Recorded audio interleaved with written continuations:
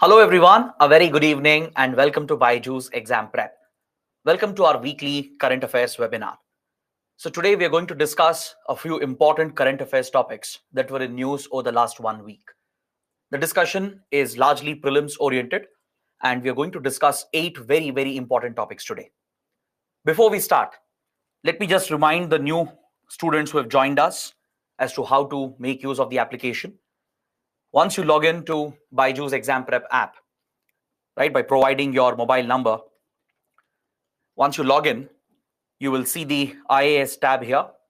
So select the course that you have chosen, be it the tablet program or the BHLP online classroom program.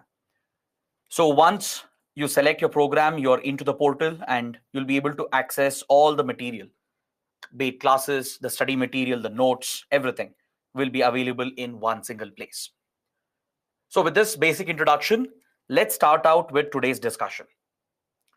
So these are the 8 topics that I intend to cover in today's session.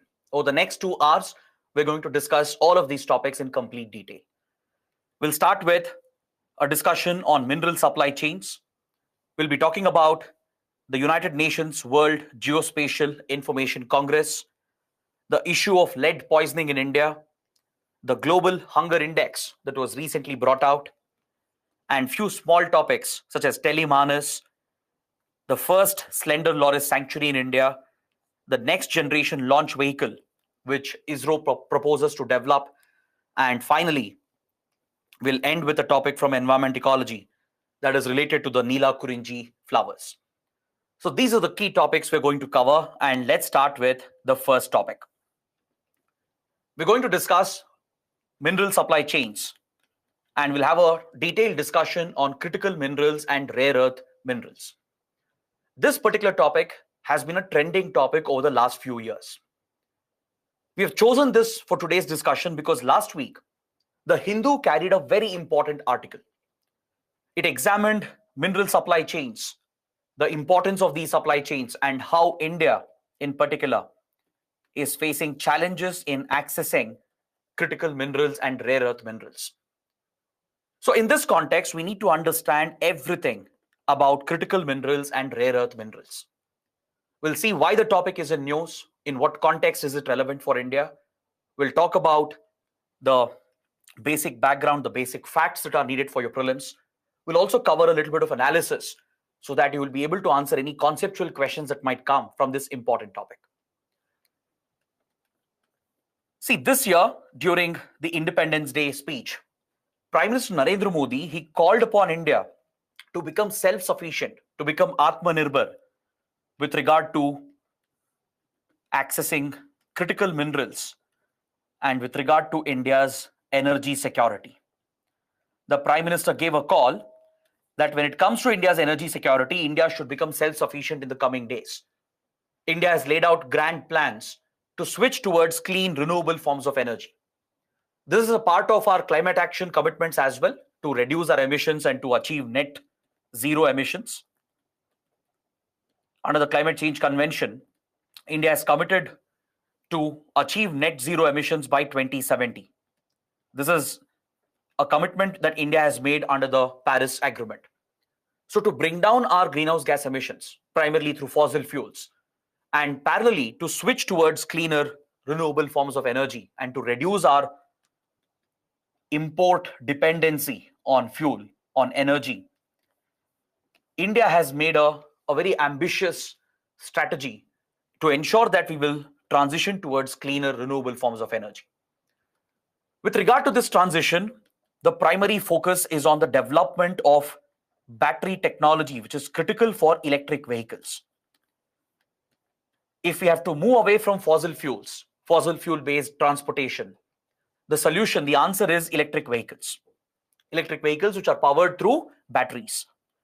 But to build these batteries in India, you need certain precious minerals.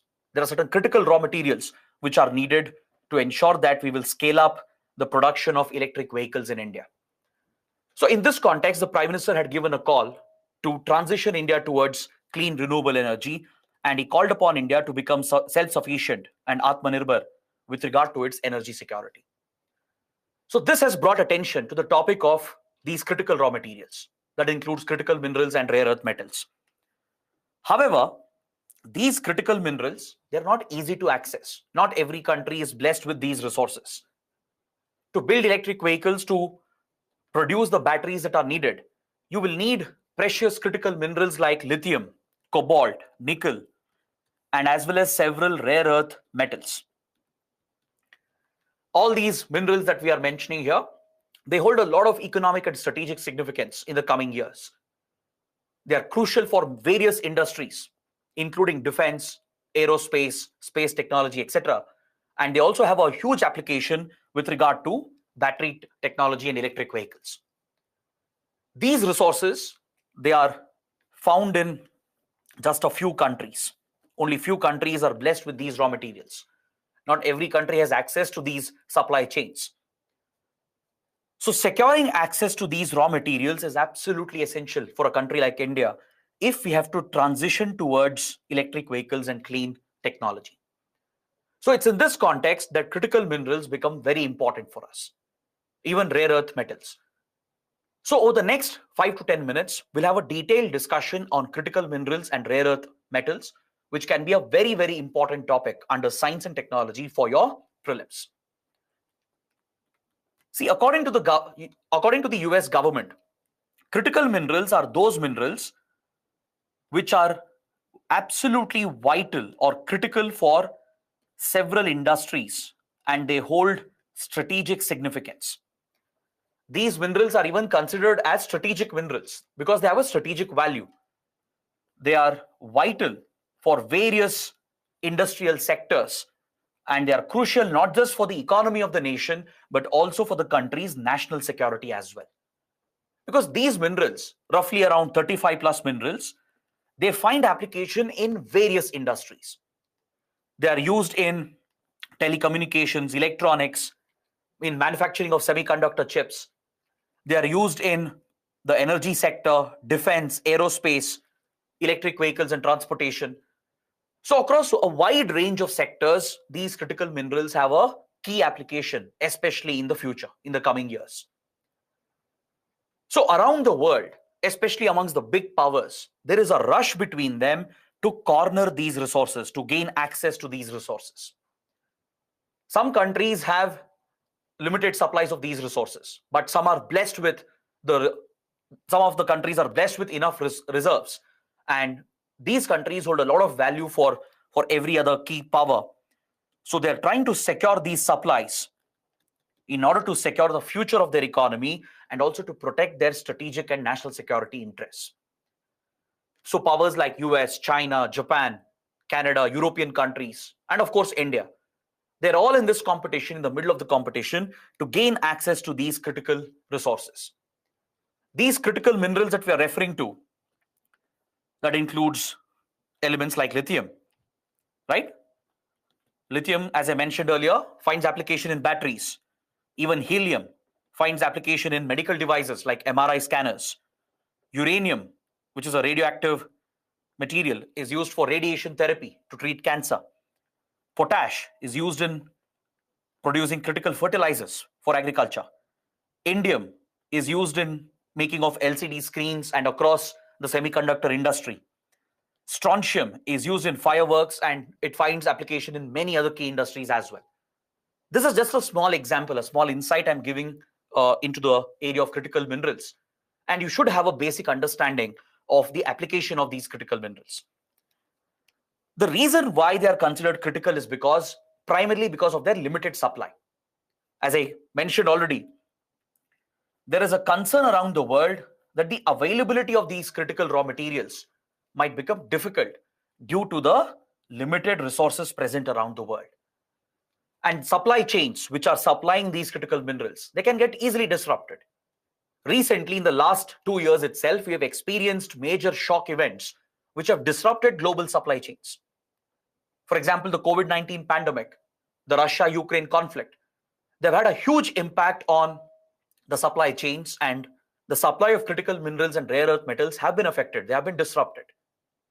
Many countries have faced a critical shortage of these essential raw materials, thereby completely destabilizing their economies. I'm sure many of you would have experienced this as well. A couple of years back, if you went to buy a car, book a car in India, the wait period was anywhere between 12 to 18 months. One reason for the delay was the lack of availability of semiconductor chips, right? And the lack of availability of semiconductor chips in the world was driven by the shortage of raw materials, the shortage of critical minerals that we are mentioning here. Now, for a country like India, we are blessed with some of these resources, but it's not sufficient. It's not enough for fulfilling the aspirations of India, for fulfilling the grand ambitious plans that we have. So since we don't have all the critical minerals and rare earth metals that we need, since we don't have them in sufficient quantities as well, we need to source this from other countries. We need to build good relations with them, secure these resources, and ensure that we have a reliable long-term supply of these critical raw materials. They're absolutely essential for various industries. That's why these minerals, they not just have an economic value, but they also have a strategic value. So since these critical minerals are concentrated in few geographies, in just few countries, and only few countries are controlling the mining and processing of these minerals, the availability becomes a challenge for most countries, including India. Even US faces the same challenge. US also has some of these resources, but it's not enough. To ensure that US retains its dominant position in the global economy, it is trying to ensure its dominance in the supply chain of critical minerals as well. So essentially, there is a geopolitical competition, a geopolitical race that has begun between the major powers. Because very few countries are providing for these supplies. Countries like China, South Africa, Canada, Brazil, and few other African and Latin American countries, even Australia. So few countries are blessed with the resources, but there is a rush amongst many powers, many big countries to corner these resources. Now, let me just show you a couple of charts and graphs so you can understand as to which are the key countries that have these resources, that are blessed with these resources. When you look at critical minerals that are listed here, like copper, nickel, cobalt, lithium, and even the rare earths, the major powers which possess these resources include China. China has a dominant position in this market. It's one of the world's largest producer. You can see that clearly in the chart as well. In this bar graph, you can easily see that with regard to many rare earth elements, critical minerals, China has a lead position. It not only has enough resources and mines its resources, it also processes them. That is, the resources procured from other countries, like let's say Canada or South America or Africa. The critical rare earth metals coming from here, they are taken to China for further processing. So China is not just a producer, it's not just mining its own resources, but it is playing a critical role in processing these essential raw materials of other countries as well. So without a doubt, China has a dominant position in this segment. The other key countries, they're all listed over here. You can take a look. And I would suggest you remember these countries, because UPSC could ask a prelims question here. Which of these countries are blessed with critical minerals and rare earth elements? UPSC might list out some of the countries and ask you to choose. So all the countries listed here, along with a few more like DRC, Democratic Republic of Congo, Canada, right? Even France to an extent. All these countries, they are blessed with some of these raw materials, right? So now the question is, where does this leave India? Where does India stand in this regard? And how are rare earth metals different from critical minerals? These are the last 2 points that I want to discuss before we conclude this topic. From the start, I've been mentioning that critical minerals and rare earth metals are slightly different. Critical minerals largely refer to lithium, cobalt, nickel, etc. And under the same category, you have a subset of rare earth minerals or rare earth metals. This includes 17 elements on the periodic table, which covers 15 elements or 15 minerals of the lanthanide group, along with yttrium and scandium. So these 17 elements on the periodic table together, they constitute what we call rare earth metals. These rare earth metals are found very rarely, as the name itself suggests, right? Around the world, there is a very limited concentration of these resources. They were discovered somewhere in the late 19th century, and they have a lot of industrial application, from jewelry making to semiconductors, mobile manufacturing, automobiles, to space technology, defense technology. Across key industries, rare earth metals have a key application. So these 17 elements, that is 15 elements from the lanthanide group and yttrium and scandium, they are further divided into two categories. You have heavy rare earth elements and the light rare earth elements. I'm pointing out these basic science-based facts because there can be a science-based question in prelims on rare earth metals. You should know which are these elements, which group do they belong to, right? How they are categorized. They're categorized into heavy and light. The light rare earth elements, they are not so critical. I mean, comparatively, if you compare the two groups, the heavy rare earth elements are more critical because their availability is very scarce. It's very limited. Compared to the heavy elements, the light elements are relatively uncritical. Heavy elements on the other side, the heavy rare earth metals, they are very, very critical. There is a very high demand for them as well. And also the availability is very limited. There is a shortage of these raw materials.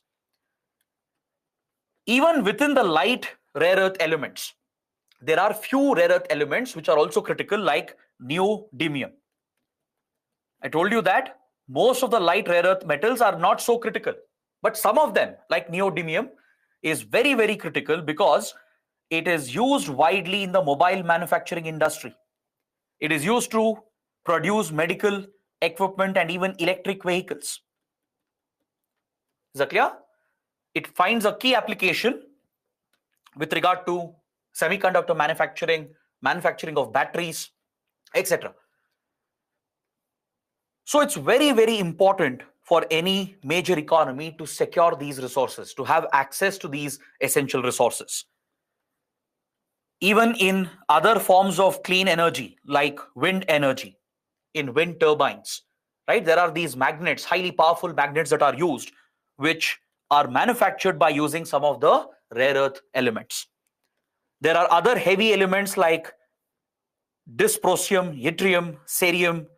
They're all crucial for clean energy technologies, be it solar, be it electric vehicles, the batteries for them, wind energy. So in all these segments, these elements, these heavy rare earth elements, they find a very important application. So if India has to realize its ambition of transitioning towards a clean economy, if we have to bring down our emissions to net zero and reduce our import dependency, then we need these resources. We need access and reliable, cheap supplies of these essential raw materials. See, when it comes to critical minerals, like let's say lithium or nickel, even cobalt, with regard to critical minerals, India has a major shortage here. India has a major shortage because we are not blessed with these resources. We don't have enough reserves of lithium, nickel, cobalt, etc. Whereas countries like China, then Latin American countries like Peru, Argentina, and the others, and few African countries as well, like Democratic Republic of Congo or DRC, they are blessed with these critical minerals. Even though we don't have much of critical minerals, we do have our share of rare earth elements. Within the critical category, when it comes to just rare earth elements, the 17 elements that I just mentioned, India does have some reserves of it, but this is not sufficient to meet India's future demand. We do have a few rare earth elements, not all of them, right? Even though it gives India a certain advantage, it's still not enough to fulfill our demands, our aspirations. So that is why we have to secure these resources from major suppliers like China, like Vietnam, Brazil, Russia, Australia, even the US, African nations like Mozambique, Tanzania, South Africa, South American countries like Peru, Argentina, and the others, right? So this is what you need to understand. This is the concept. This is the basic fact you need to understand. You should know what are critical minerals and rare earth metals, why are they important, and why is it significant for India, and what is India trying to do to secure these essential resources. Now, the major challenges that we are facing here is that,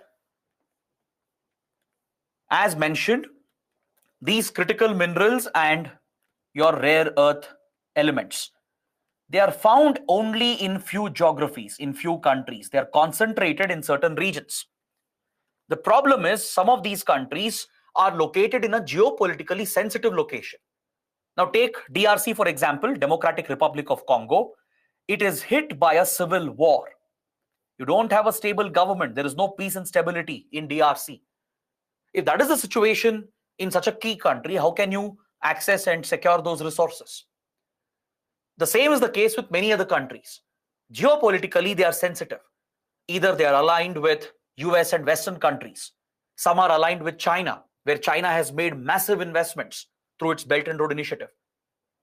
So the geopolitical factors and the poor economic conditions of these countries, some of these countries, creates a unique challenge for Indian diplomacy. India will have to overcome these challenges. We'll have to ensure that there is a safe, reliable, and effective supply chain that we create to access and supply these raw materials to India. So we have to navigate the geopolitical complexities. We have to help some of the countries because they have very poor economies. They're not in a position to harness the resources that they're blessed with. So this is a very big challenge for India. A portion of existing production, as I mentioned earlier, the processing of these essential raw materials, it is dominated, it is controlled by China. China is not just a major producer, it is not only mining its own resources, it is processing the resources of other countries as well. It's one of the top processing countries of critical minerals and rare earth elements.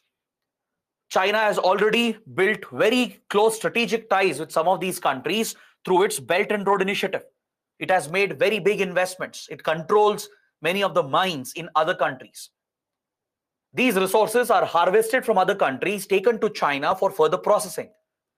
So China is not just producing, harnessing its own resources, it is also processing the resources of other countries. Thereby, China has a dominant control over the supply chain. Compared to any other country, even when compared to the US, China has a dominant control over the supply chains of critical minerals and rare earth elements. Now, as you know, China is known to misuse its economic advantage, and it is known to turn this into a geopolitical weapon. When China deals with its adversaries, like the Western countries, even India, Japan for that matter, China tends to leverage the economic potential it has, the economic strength it has against the other country, turns this into a geopolitical tool or a geopolitical weapon. So that is a major concern for India. We have seen how China has picked hostilities with India, how it has displayed military aggression against India. So there is no reason why China wouldn't turn its economic leverage into a geopolitical weapon against India as well, right? So if China controls and dominates the supply chains, it is a major risk factor for India. So this is something we need to overcome. This is something we need to navigate. Along with this, many major countries have already signed offtake agreements. These are basically futuristic agreements that have been signed for decades together to ensure that they have secure access to these supplies. Big powers like US, European countries, Japan, even Australia, they have already signed key agreements with many of the suppliers and they have secured their resources. So India has to compete it has to compete between all these geopolitical powers. It has to deal with the threat posed by China, the domination of China. It has to compete even with friendly countries like Western countries, Japan, Australia, and the others. Because they're already ahead of India, they're already securing their resources, their raw materials. So this leaves India a little behind And that is the big challenge that we are facing. As I mentioned, China dominates this market. Just take a look at the graph that I have shared here. India is already importing rare earth elements from China. But our concern is that China will leverage this. It will use this as a geopolitical weapon against India because we have a dependency on China.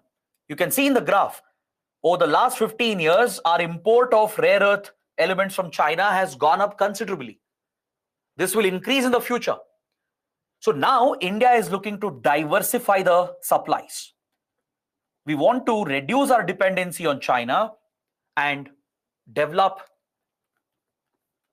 new supply chains by working with other countries and secure key resources by signing agreements, strategic agreements with other countries which are blessed with these resources. So we are working with the major countries like DRC, the South American countries, Australia, and others, right? To ensure that we need not depend on China entirely. India is trying to diversify the countries from where it is sourcing these essential raw materials. Just look at this statistic. This is just for your further understanding. You need not sit and by heart this, but you never know, there could be a broad question that UPSC might ask. You should know that 3/5 of rare earth minerals that are needed for clean technologies, electronics and defense industry, it is mined in China. Just have a rough idea about this statistic. Important minerals that go into your clean technologies in the defense sector, in electronics, 3/5 of it is mined by China alone. More than 4/5 of these essential minerals are processed in China. So this clearly illustrates the kind of dominant position that China has in this key segment. So now the obvious question is, what is India trying to do? What is the strategy that we are adopting? India recently took a major step. In 2019, we set up a public enterprise called KABIL, which stands for Kanji Bidesh India Limited. It's a public sector unit. It has been set up by 3 other central public sector organizations. You guys would have heard about NALCO, National Aluminium Company, Hindustan Copper Limited, and others. These 3 mining firms of India, which deal with metals and metallurgical processes. These 3 public sector units, they came together, they set up a joint venture called KABIL. This is a dedicated institution set up by India to hunt for these strategic minerals. The sole mandate of this institution is to strengthen our own domestic production and domestic market by working with the private industry here in India. So whatever resources we already have, we harness that to the full potential while parallelly scouting for these resources abroad.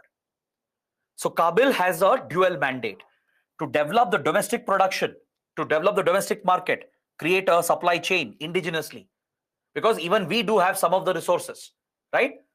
So utilize the resources we have to the full potential while scouring for these critical minerals and rare earth elements in other countries. That is why we are working closely with African and South American countries. We are working closely with Japan, Australia, even with the United States through the Quad grouping. With US, Australia, and Japan, India is working very closely through the quadrilateral, and they have already finished creating a global map that highlights the capacity and vulnerabilities of the global semiconductor supply chain. This is the first step that Quad countries have taken to reduce their dependency on China with regard to semiconductor production. This involves securing raw materials needed for manufacturing semiconductors. So these are some of the key initiatives that India is taking. Within our economy, internally, we are taking steps by setting up institutions like KABIL, a dedicated institution to hunt for these strategic minerals, to secure these resources by signing key agreements, by investing in other countries, right?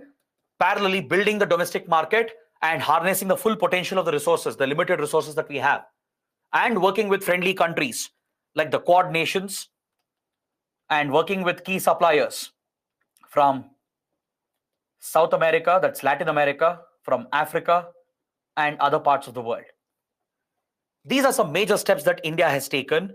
However, we do have one concern here. Recently, the Western countries, they have started a new initiative called the Minerals Security Partnership.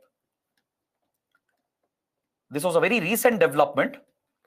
Just a couple of months back, the United States and many other Western countries together, they have started an initiative called Minerals Security Partnership.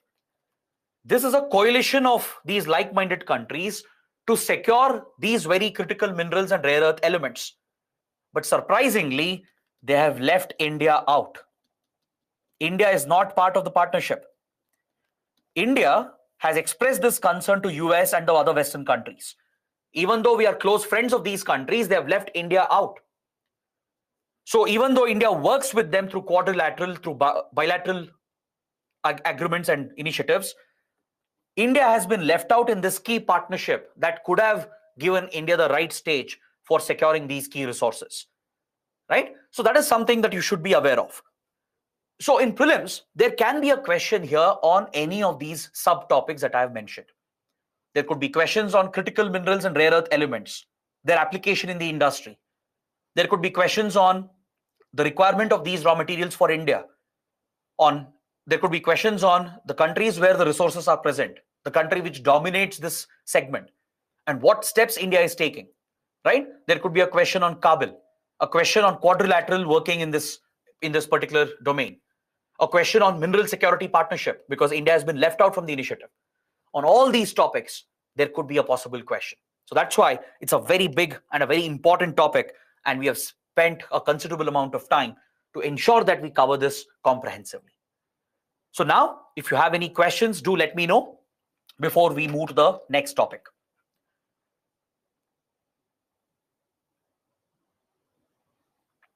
A student is asking, how significant are rare earth metals in India's plans of achieving self-reliance in terms of clean energy?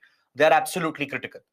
Without all the essential rare earth metals, it will be difficult to build the batteries that we need for electric vehicles.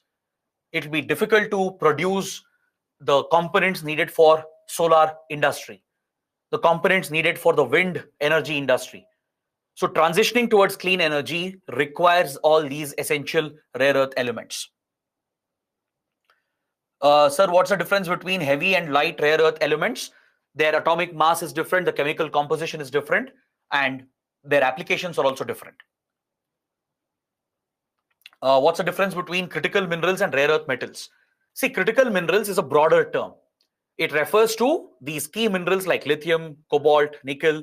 Rare earth metals are part of it, right? Rare earth metals are a subset of critical minerals, right?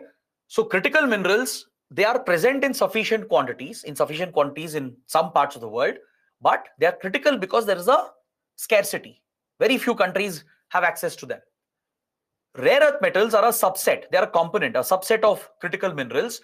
They are rare because the very occurrence of it in the Earth's crust is very rare. It's very rare to find the rare earth elements.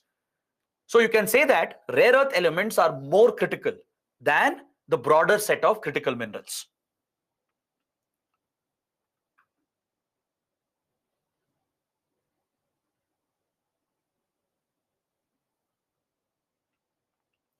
If rare earth metals are so crucial for clean energy, why can't the Climate Change Convention develop regulations on their trade to prevent monopolization? See, Climate Change Convention doesn't have the mandate to deal with the supply of rare earth elements and critical minerals. Also, this is a very sensitive geopolitical issue. So no big power would allow the UN or Climate Change Convention to play a role here, right? Every country, every big power, they're driven by their self-interest. They would like to exercise their monopoly. So through the UN, there may not be a solution here. Sir, what is an offtake agreement? An offtake agreement is like a contract. It's a futuristic agreement that in the coming years, that a particular country will get a reliable supply of these resources from the supplying country. Let's say US, for example. US has already signed many offtake agreements with South American and African countries. These agreements will last for 20, 30 years or even more than that. It's an assured supply for the US. It's like a contract it's a future contract, a future-based contract that has been signed. India has just started out. We have just started out reaching out to these countries to sign similar long-term agreements where a reliable supply can be ensured for India. So some of the big powers have already done it. China has done it. European countries have done it. They've already signed these future contracts so that the supplying countries are bound to supply them for the coming decades.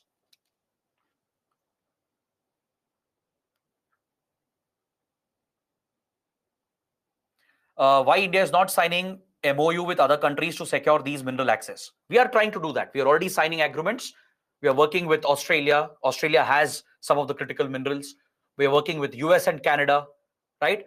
We have signed agreements with South American countries, Argentina, Chile, Peru. They all have lithium, nickel, cobalt, etc. We already signed agreements with them. Okay.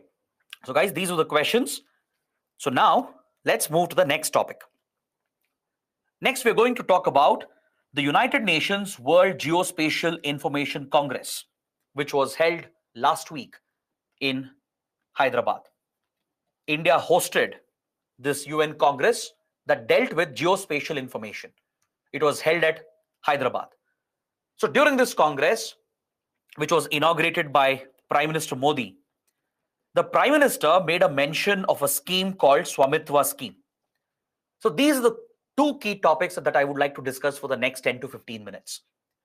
You should know everything about geospatial technology. It's a very important topic for your prelims. You should have a basic understanding of the UN Congress on geospatial technology. You should know the applications of geospatial technology as well. And you should know about the Swamitwa scheme, which was mentioned by Prime Minister Modi while inaugurating this Congress. Is that clear? The topic is in news because just a few days back, last week, India hosted the second UN World Geospatial Information Congress at Hyderabad.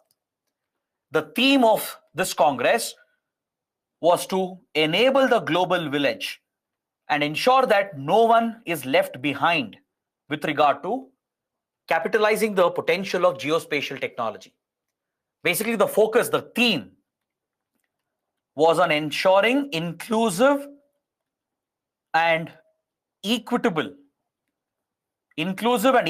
opportunities for every country, for every sections of the society, so that geospatial technology can bring about socio-economic development.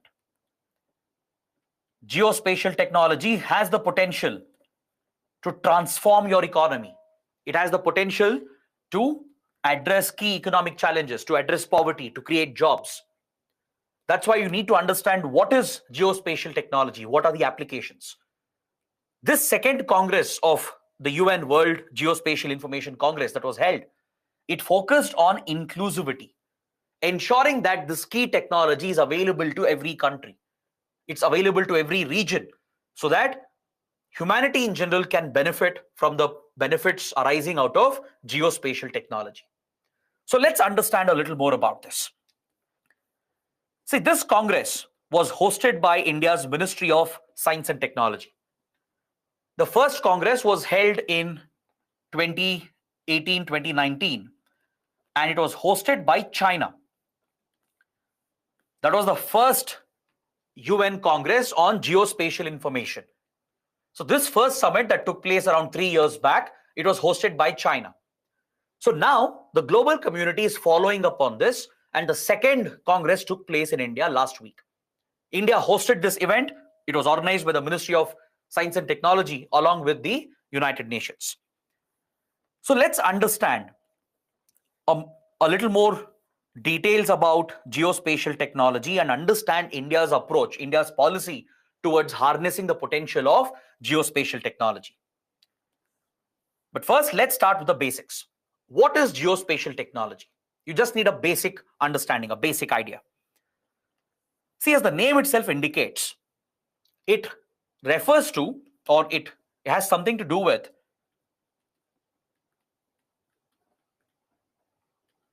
a specific location on the earth, right? Geospatial in general, in a very simplistic way, refers to different points on the earth or locations on the earth. It is essentially a field of technology or field of study that includes technologies, other related technologies like remote sensing. You might have heard about remote sensing satellites that can identify resources on the earth. GPS or global positioning systems that help in mapping, in navigation. This includes Earth observation satellites and GIS systems, geographic information systems. Basically, any platform, aerial platform that can provide you geographic information.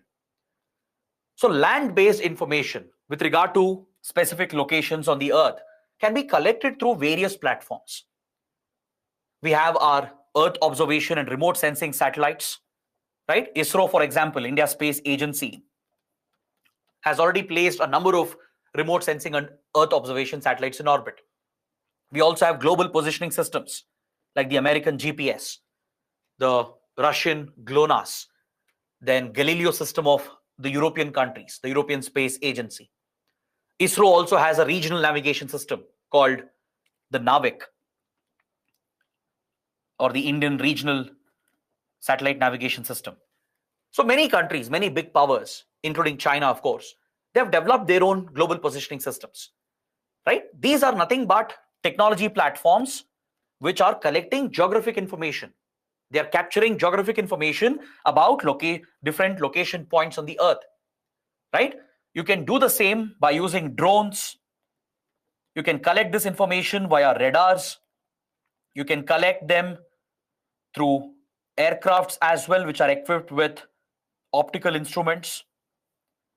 So there are various technologies available or various platforms available through which geographic information about the earth, about different points on the earth or about different locations on the earth can be collected. Now the question is, what kind of information, right? If you're collecting some information about a certain place on the earth, what kind of information are you collecting?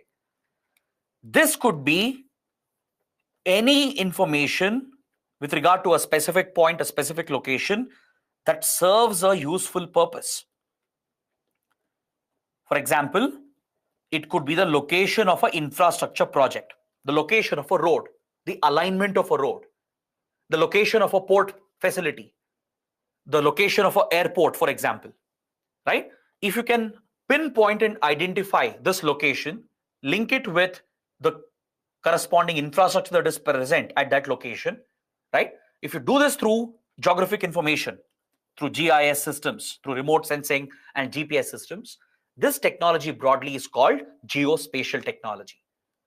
Basically, through aerial assets and space-based assets, you are collecting information on geography, on certain locations and certain points on the earth, correlating with certain factors like infrastructure, disasters, or other governance-related factors present at that location.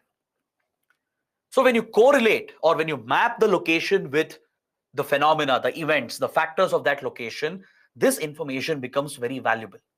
This data, this geospatial data, serves a very important administrative and as well as a strategic purpose. It serves an economic purpose as well. So through geographic information, you can identify the infrastructure present. You can identify areas which are prone to disasters, like where do earthquakes occur, where do landslides occur. You can track socio-economic factors as well. You can create a map with regard to the prevalence of malnutrition in the country. You can identify specific locations across India where malnutrition is very prevalent.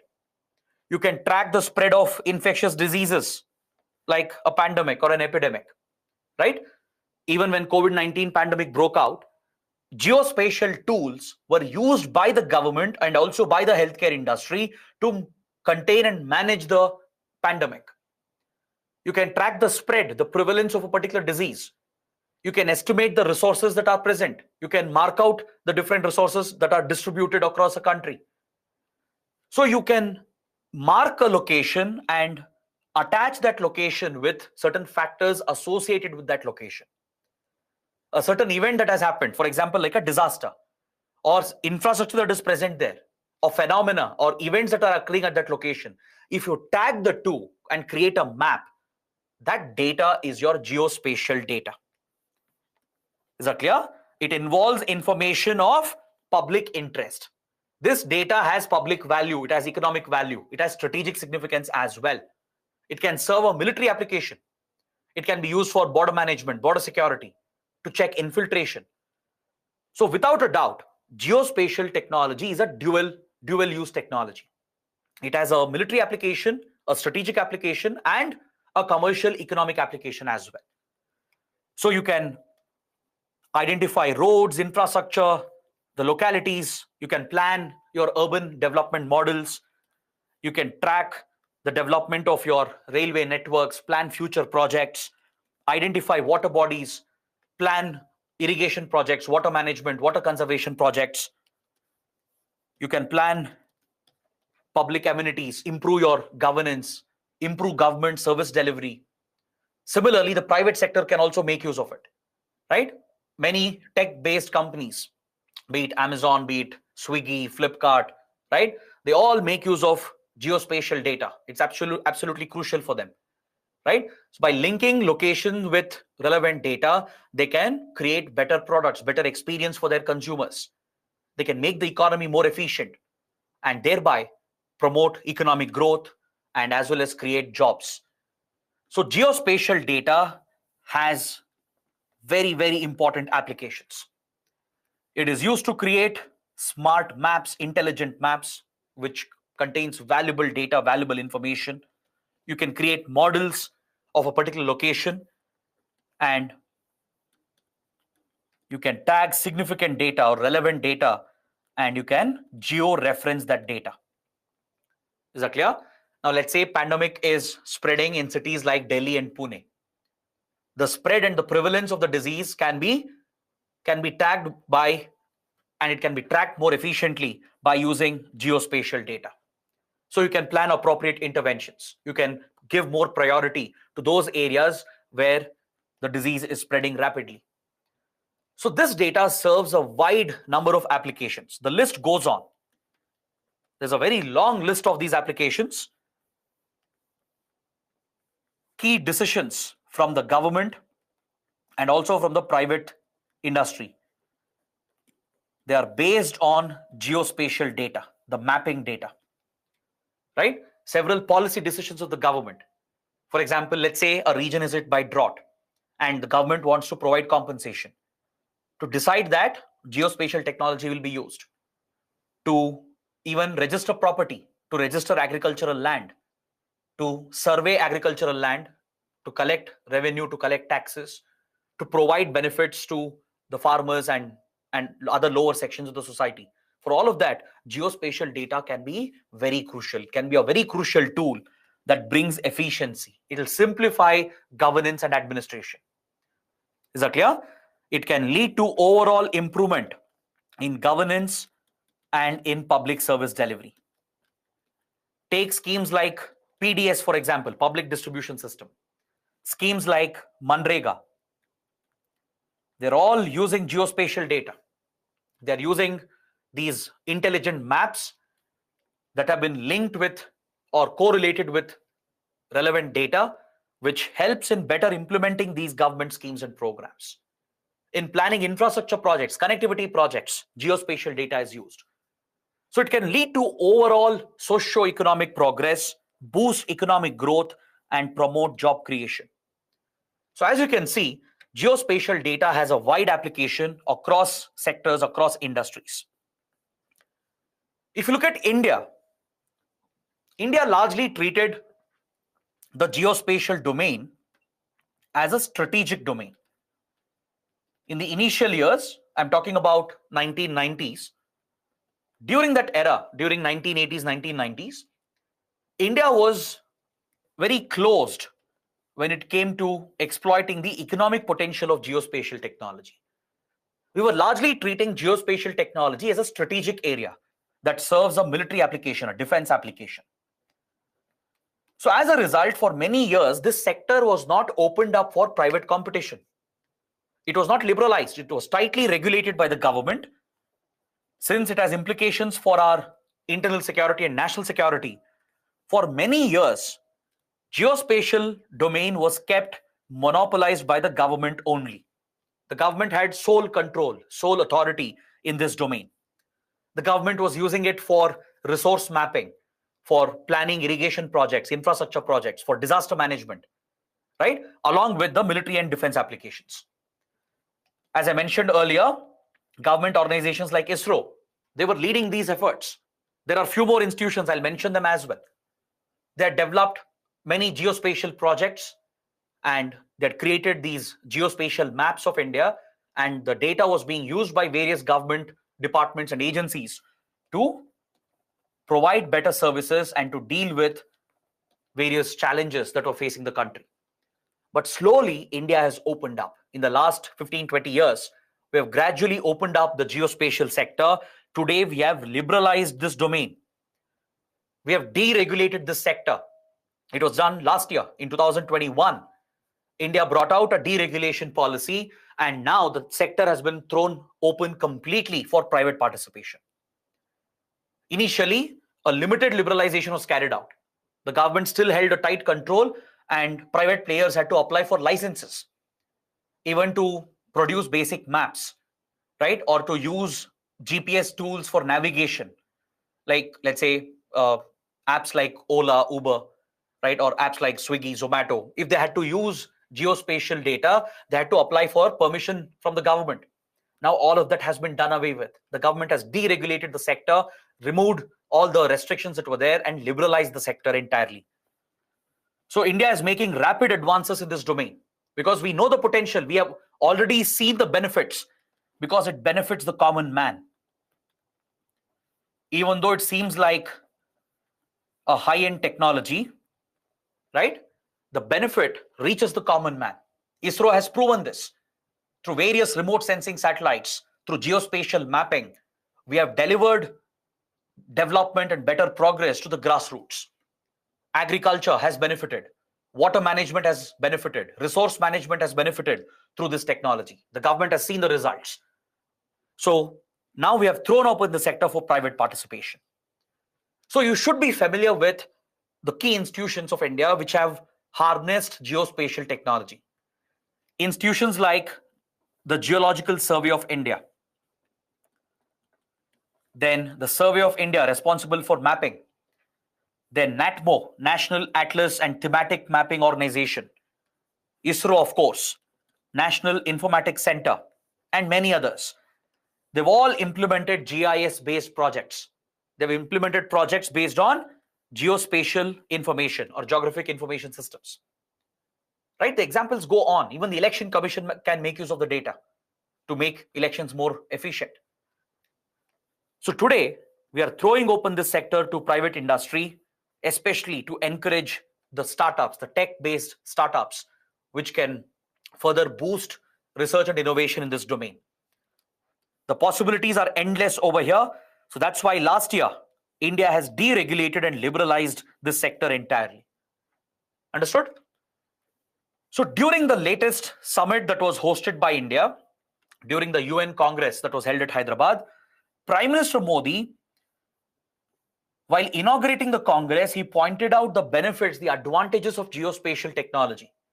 He pointed out few projects of India that are based on geospatial data. Now, it's in that context the topic becomes very important, right? There can be a question on geospatial technology, a very general science-based question. There could be a question on these institutions that I was mentioning, right? There could be questions on projects like Swamitva, schemes like Swamitva which have been launched by the Indian government. There could be a straightforward question on the policy through which the sector has been liberalized and deregulated. There could be a direct question on the Congress itself, on the UN Congress, which was hosted by India. So that is why whatever we are discussing here, it will be very helpful for you to answer any question on this topic. The Prime Minister said that India is already a leader in this domain. We have been promoting inclusive, equitable growth by ensuring that geospatial data benefits the common man. It not only benefits the rich and the upper classes, it not only benefits the private industry, the capitalist class, it benefits the lowest of the lower sections, the vulnerable communities. It will benefit farmers, fishermen, the tribal community, right? So this technology can create a level playing field. by improving governance, administration, and service delivery. So this advantage of geospatial technology was highlighted by the Prime Minister, and he referred to government programs and schemes like Swamitwa, PM Gati Shakti, the JAM Trinity. They're all using geospatial data. Linking of your bank accounts, the Jandan bank accounts with Aadhaar and your mobile number. It has been mapped with GIS. It's been geo-referenced or geo-tagged. This helped in increasing the coverage of financial inclusion schemes. It helped in expanding the coverage of Aadhaar, the unique identification program. The PM Gati Shakti scheme as well for logistics, connectivity and transportation is heavily dependent on geospatial data. To improve logistics in the back end of supply chain, geospatial data is absolutely critical. So this is where you should know about the Swamitwa scheme as well, which I feel is very important for the exams. The PM specifically pointed this out. Right? This scheme was launched in 2020. It was launched 2 years back.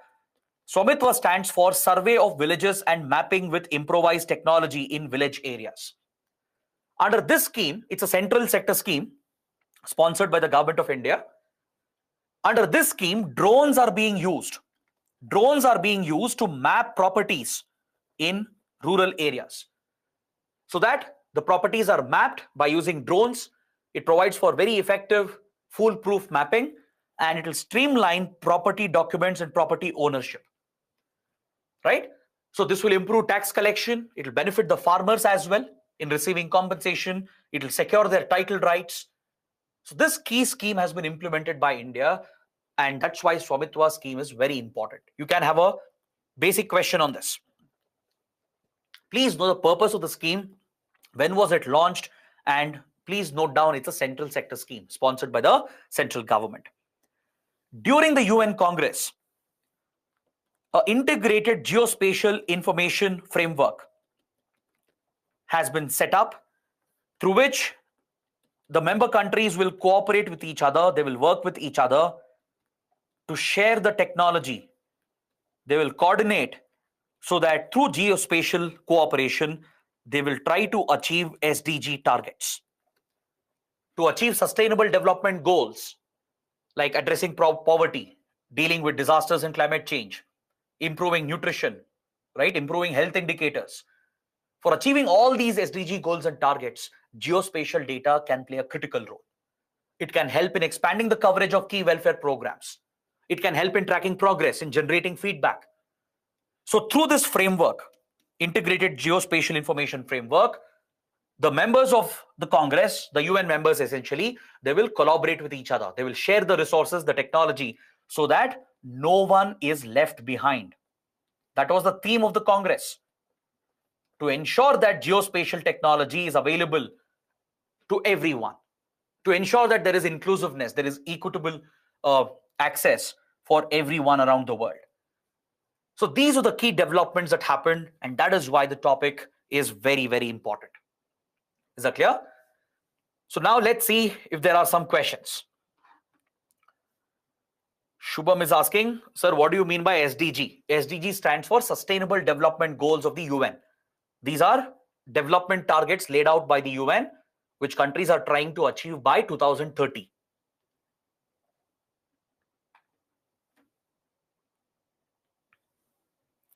Dhruv is asking, how is malnutrition obtained from geospatial technology? See, let's say in India, few districts are more affected by malnutrition. Few districts have solved the problem of malnutrition. Now, when you correlate the data with that location and create a map, an intelligent smart map, you can understand the prevalence of malnutrition in the country. It provides for better planning, better resource allocation, better policy decisions to target the priority districts where malnutrition is more prevalent. Right? Malnutrition data is already collected through various surveys, through ground surveys. You correlate the data with the geo information. You geotag that information to that place, to that location.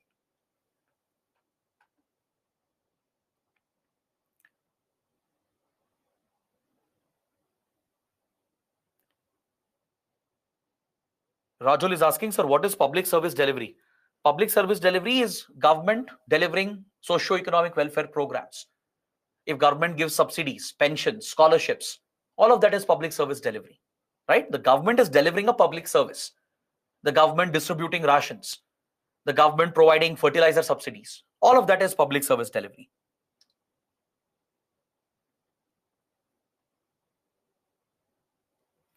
Shovik is asking how government is controlling private companies with regard to usage of geospatial information. Of course, the government has laid down a policy. There are certain regulations that companies have to follow. Previously, there were very strict restrictions. Private sector was not allowed at all at one point, right? We have removed those strict, unnecessary regulations, but the basic norms that are needed, the guidelines, they have been laid out with regard to data privacy, national security. These key sensitive issues cannot be compromised by the private industry, right? They're bound by the government norms and guidelines that are laid out under the policy.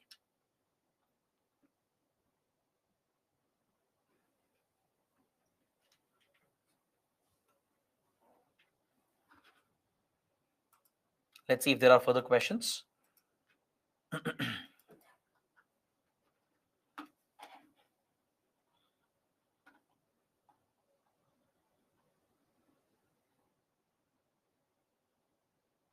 Okay. So guys, now let's move to the next topic. We'll be talking about lead poisoning situation in India. See, these are the two big topics that we had. So that we had to cover comprehensively from every angle. So now we have few other developments which are slightly smaller in their with regard to the vastness of the topic. So we'll start with lead poisoning, and then we have few of the smaller topics that we are going to discuss over the next 1 hour. This topic is very important with regard to environment and ecology, even with regard to health. Is that clear? So let's understand what is lead poisoning, what's the impact, why does it occur, and how badly is India affected. But first, you should know why is this topic in news. This topic is in news because last week, the government of India brought out a report.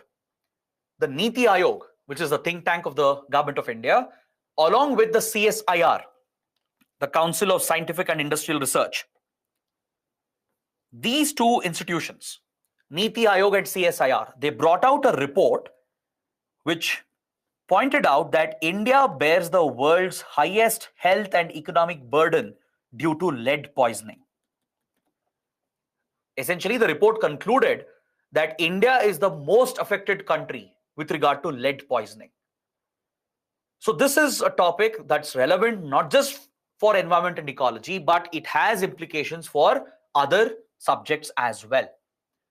That's why we need to understand this in detail. So let's see, what is lead poisoning in the first place? Right? How does it affect us? What are the sources of lead poisoning? What is lead in the first place? On these basic facts, you can expect a question, right? See, the reason why I'm not giving out any MCQs is because there's no point in trying to take a random question. Instead, let us focus on the topics here. I'm trying to point out the key topics, the key areas you need to focus on. So we are taking these important topics, and within each topic, there are many sub areas, sub components that we need to focus on. So once you cover the basic facts and the analysis of each subtopic, you will be able to answer any question that might come up. Is that clear? That's why in every topic when I'm discussing, I'm pointing out the key areas, the subtopics that need to be focused on. For example, under this particular issue, you should know the basics, the science-based facts related to lead. You should know what is lead, where does it come from, right? Which industries use lead? What leads to lead pollution and then lead poisoning? You should know the health impact of it. So once you cover these subtopics, you will be in a position to answer any given question. So don't worry about 1 or 2 practice questions here and there, right? The focus is on understanding. Understand these topics comprehensively, broadly. Identify the key areas you need to focus on, and you're good to go. With adequate revision, there is no reason why you won't be able to answer any question given on these topics, right? So first, let's understand what is lead. Lead, as many of you know, it's a heavy metal and it is a toxic metal. It's very toxic to organisms. It's toxic to human beings. It's toxic to many other organisms as well. However, lead is naturally occurring. It occurs naturally in the Earth's crust, right? It's one of the essential metals that is naturally available. but it's a toxic heavy metal. This heavy metal has a widespread application in the industry. Various industries use lead heavily, and the lead leaks out into the environment, right? The unscientific discharge, the effluent, the pollutant gets released, it enters the environment, it enters the soil, the air, the water, underground, the groundwater table as well. So lead contamination of our environment has gone up in the last 150 years because lead has a huge application across industries. And the contamination of our environment, contamination of soil, air, and water by lead has disastrous human impact. When human beings are exposed to lead, right, it can be very toxic to us. It results in a number of health conditions, and I'm going to point them out as well. Especially developing nations, large populated developing nations, which have large industries like India, Mexico, Vietnam, they are the most affected. Even Bangladesh is badly affected, right? So there are many countries in the world which are badly affected by lead poisoning, and India, Mexico, Vietnam are the most affected nations. According to the World Health Organization, these are the various sources of lead exposure. These are the various industries or industrial processes that are contributing to lead contamination of our environment. Lead easily enters water, it enters soil and air because they are widely used in these industries that are mentioned over here. Many toys, children toys, right? They have this glossy paint that they are covered with. To make it attractive to children, toys are painted with a very high gloss paint, and quite often it contains lead. Most countries have already banned the usage of lead and lead-based colors and lead-based paints. But still, there are many factories in the world which illegally use lead paint in children toys. Even the paint that we use to paint our houses, especially before 1978, right? The paint used to have very high levels of lead. There are other industries like jewelry, even in traditional medicine, in traditional Indian medicine like Ayurveda, in traditional Buddhist medicine, that is Sowa Rigpa, in traditional Chinese medicine, right? In traditional medicine as well, lead is used. There is also the cosmetic industry, right? In the cosmetic industry as well, lead has been used. There are many other related industries in plastics, for example, in manufacturing of certain metal-based components. Across these sectors, lead is widely used. Even after the ban, even after regulations, it is still used. And this lead eventually reaches the environment. It leaks out. It enters the soil. The dust will collect in the air, right? Even naturally, the naturally occurring lead, right? The lead dust might be introduced into the atmosphere, or it might naturally leach into the water bodies, into the groundwater table. And human activities has only aggravated this. The industrial activities has aggravated the risk. And once you inhale lead dust, or if you use lead contaminated products like toys painted with lead paint, or the makeup which contains cosmetic products which contains lead, traces of lead, or when you consume the contaminated water, soil, and food, when you ingest it, through all these routes, you can be poisoned with lead. Lead is highly toxic. It affects multiple organs. The WHO has clearly pointed out that lead affects the functioning of your brain. It affects the kidneys, the renal system, affects the liver and the gastrointestinal tracts. It affects hemoglobin levels, it affects blood supply, and leads to fertility issues. It affects the reproductive system as well. It will affect men, women, and even children. Children are very, very vulnerable, very susceptible, right? Since lead was widely used in children toys, children have been widely affected around the world, especially in India as well. So young children, even infants, adults, pregnant women will transmit the poisoning to the fetus, to the child as well. So you can imagine, you can see the health risk associated with lead poisoning. It affects the nervous system. It affects the reproductive system, leads to infertility, leads to genetic disorders down the line, affects the functioning of the heart, increases the risk of strokes and heart attacks, disrupts kidney function, liver function. So lead is absolutely dangerous, and any high exposure can even become fatal down the line. So when a large population is exposed to lead, that is to lead poisoning or lead contamination, obviously this has an economic impact. It has a social impact as well, right? Those who are affected, those who suffer from these health consequences, they won't be able to contribute to their full capacity to the economy. They won't be able to contribute to their full capacity to the society as well. So there are very serious socio-economic consequences here. That is why the report brought out by Niti Aayog and CSIR is very important. A similar stand was taken a few years back by UNICEF as well. Even UNICEF, the UN organization, had brought out a similar report. It pointed out the risk faced by India because of lead poisoning. So please focus on the key facts that I am listing out here, because you can expect a prelims question here. According to the report, India has the highest burden of lead poisoning, right? The health burden and as well as the economic burden. This is acknowledged by Indian government institutions itself. Please note down the states which are the most affected in India. This includes Bihar, Uttar Pradesh, Madhya Pradesh, Jharkhand, Chhattisgarh, and Andhra Pradesh. Please write down the names, remember them in the same order. These are the most affected states with regard to lead poisoning because they report very high blood lead levels, or BLL.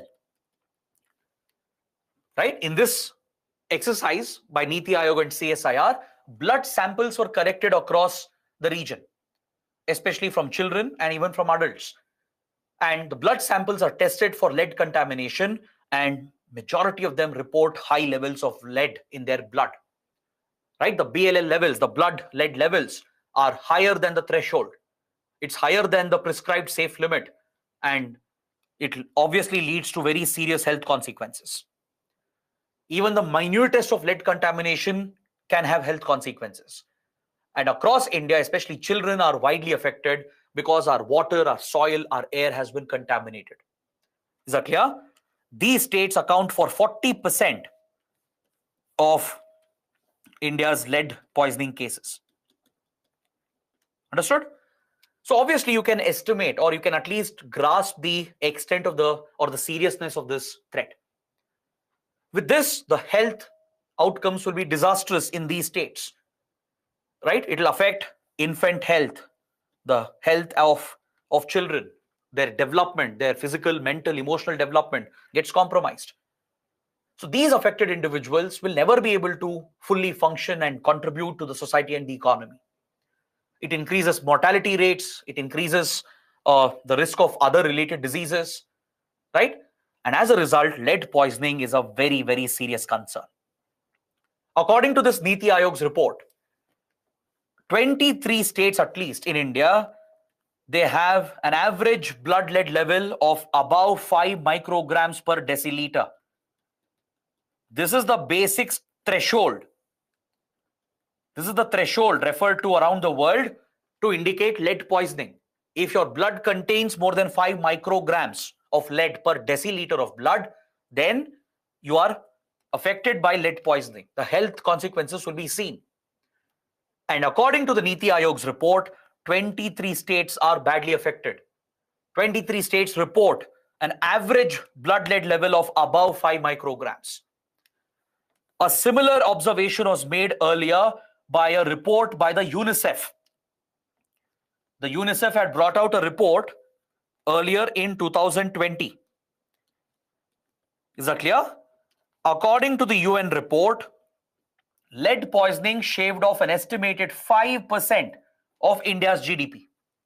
5% of India's GDP was wiped out because of lead poisoning. That is the economic burden, the economic impact and the consequences of lead poisoning. Because economic activity, economic productivity gets affected. Is that clear? People will spend more on healthcare. they will lose their savings. Their overall well-being is compromised. According to UNICEF, 230,000 premature deaths occur in India because of lead poisoning. This number is very, very high, clearly showing that India faces the highest disease burden and the highest economic burden. These statistics are honestly very alarming. They're very concerning. UNICEF had pointed out that 275 million children in India, that's 27 crore children, are affected by lead poisoning. Out of 800 million affected around the world, around 275 million are reported in India. So essentially, half of India's children are suffering from lead poisoning. These statistics, these basic facts are very important, right? UPSC tends to ask factual questions sometimes. There will be some questions where these statistics, these facts are quoted. Since the topic is making a lot of news, it's important for you to be familiar with these basic stats. Understood? So now, what can we do about lead poisoning? What measures can be taken? Just a few preventive steps so that we cover this angle as well. At the global level, there is a program launched by the UN Environment Program. The UNEP has launched the Global Alliance to Eliminate Lead Paint. This is the primary source of lead poisoning. Lead paint used especially in toys, in other industries, even in painting houses, right? The basic paint that you get, it is often contaminated with lead. Many industries still use it despite the ban on it. So to tackle this, to phase out and eliminate lead in paint, there is a global alliance started by the UNEP, and India is an active participant, right? We are trying to ensure that the colors, the paints available is lead-free. Even you might have seen lead-free petrol, right? It's present in fossil fuels as well. There are many other sources. So across these sectors, we are trying to eliminate the presence of lead, and a global alliance has been launched to eliminate lead-based paints. India's Environment Ministry, the Ministry of Environment, Forest and Climate Change, it has notified a regulation on the lead content in household and decorative paints. In 2016, it brought out a set of regulatory guidelines. It applies for the paint industry in India, right? Above a certain level, they're not supposed to use lead at all. We are phasing it out and eliminating it entirely. And the Environment Ministry is working towards this. These are just a few basic measures that can be taken. But of course, the long-run preventive measures will have to contain lead pollution. This will happen only with the elimination of lead from the industry. Is that clear? We have to eliminate lead because there are alternatives. In many sectors, especially the paint industry, there are alternatives. You need not rely on lead anymore. So the focus should be on phasing out lead from the industry, eliminating it. That's the best way of preventing and tackling lead-based poisoning, right? So the Niti Aayog report, along with CSIR, it has pointed out few steps, specific steps that India can take. This report not only highlighted the burden of lead poisoning on India, it laid out a national and state level strategy. Understood? Just remember these steps that are suggested by Niti Aayog. Identifying the risk population. That's the first step in tackling the threat.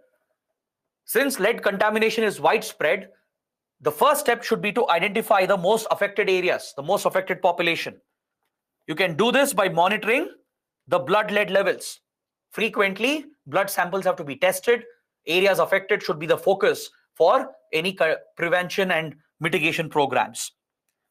Then, investigate the sources. Where is lead contamination happening from? What is the source?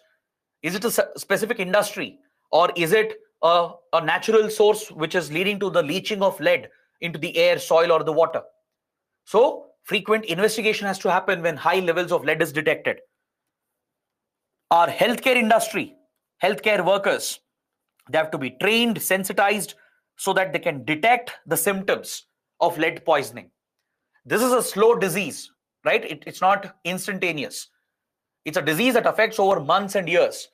So the healthcare workers, Anganwadi workers, nurses, they have to be trained to identify the symptoms and ensure that the victims are given the right treatment. Majority of the victims, they never receive medical treatment. They're not even diagnosed with lead poisoning.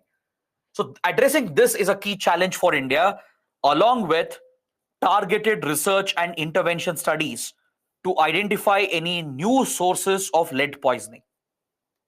In the future, there could be other sources through which lead can contaminate our environment. So we should be prepared. We should have adequate investments in research, innovation, and development so that we can identify any potential sources of lead contamination and take immediate preventive steps. So these are some basic measures suggested by Niti Aayog, and based on this, there can be a prelims question. UPSC could ask you, which of the following are measures to contain lead poisoning? Or which are the sources of lead poisoning? What is the health risk of lead poisoning? Or based on the burden, the economic and disease burden of India, there can be a statistical factual question, right? So if you're able to remember this, it is more than enough. It's more than sufficient. That's why I said it's relatively a smaller topic compared to the first two bigger topics. Now, let's quickly look at the questions.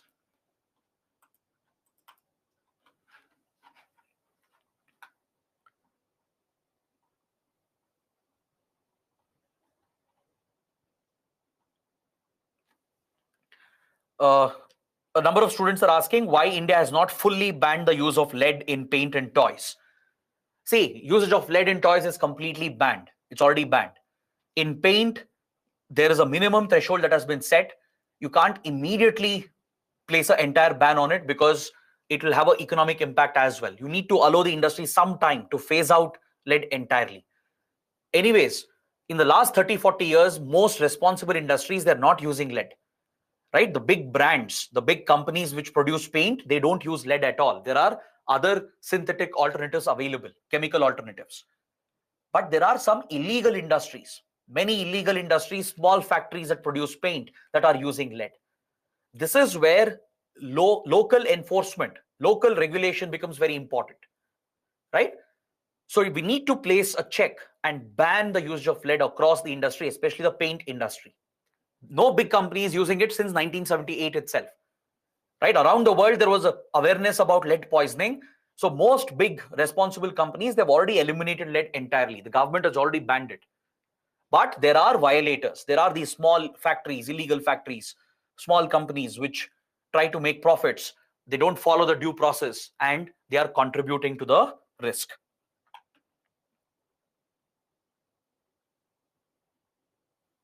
Nikhil is asking, it may be a chronic disease, sir. It will become a chronic disease. If you're affected by lead poisoning, if your key organs are affected, it will become a long-term chronic disease. It will affect other organs as well, and your overall ability to function normally gets compromised. Sanjeev is asking, do we have a cure, sir? How are existing people dealing with it? Yes, there are medications available to reduce the lead level in your blood, to remove the contamination, the heavy metal contamination in your blood. So the right detection, diagnosis, and the right treatment is also very helpful. But if the organs are already affected, then there is nothing much you can do. Maybe you can just prolong life, but otherwise you can't treat lead contamination entirely. But yes, in the early stages, medication is available to bring down the level of heavy metals in your blood.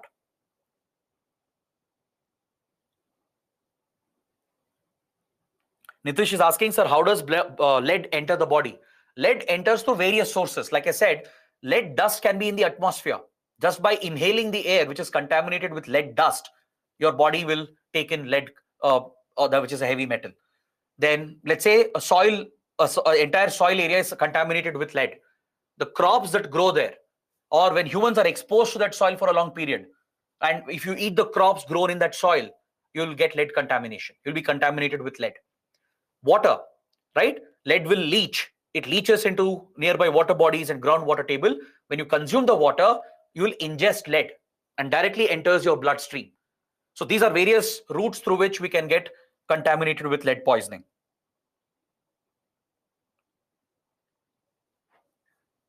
Okay. So guys, now let's move to the next topic, Global Hunger Index. Last week, the Global Hunger Index report was brought out. It's a very important topic, a big topic, right? But it's largely factual, right? You can't neglect it. There are important facts to be covered here.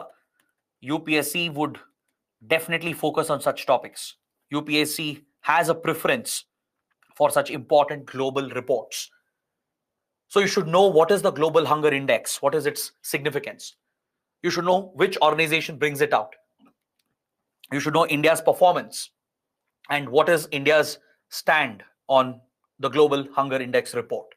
These 4-5 subtopics are more than enough to answer any question on this topic. So the Global Hunger Index report released last week, it has placed India at the 107th position out of 121 countries. This is a very poor rank for India. It's a terrible rank for India, right? So the opinion on this is divided.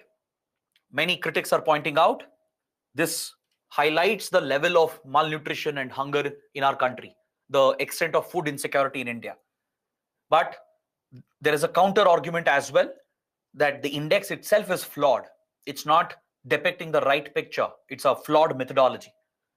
So this argument is also relevant for our exams, both for prelims, even for your mains. So India's ranking has actually declined because see, last year in 2021, India's rank was 101. And the year before that, in 2020, India was ranked at 94th position. So there is a consistent decline you're seeing. Is that clear? You can see the chart here that I have given. This is the score, the GHI score given by the index. The GHI score has declined over the years and has remained flat.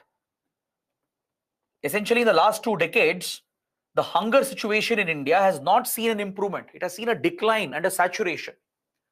Is that clear?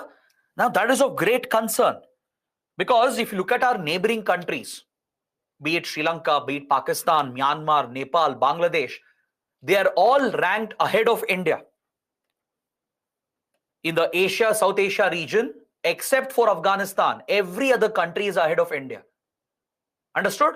That is the seriousness of India's decline, drop in ranking. After India, there's only Afghanistan from Asia. Every other country, our neighboring countries, they're all ranked ahead of India. So now what is the true picture, right? So we need to assess both sides of the argument here. We need to understand what is this index all about? How is this index calculated, right? On what basis is the rank given? The methodology is something you have to be familiar with. You should know the indicators that are used to measure the index. There could be a prelims question here, all right? And you should understand the defense of the Indian government, what the Indian government has said, why India has criticized the index and the report. If you have this basic understanding, trust me, it's more than enough. Now, you already know India's rank, how India's performance has declined, right? Take a look at the GHI score as well. Along with this, you should know what is this report, who brings it out, what are the indicators, and what is the stand of India. Is that clear?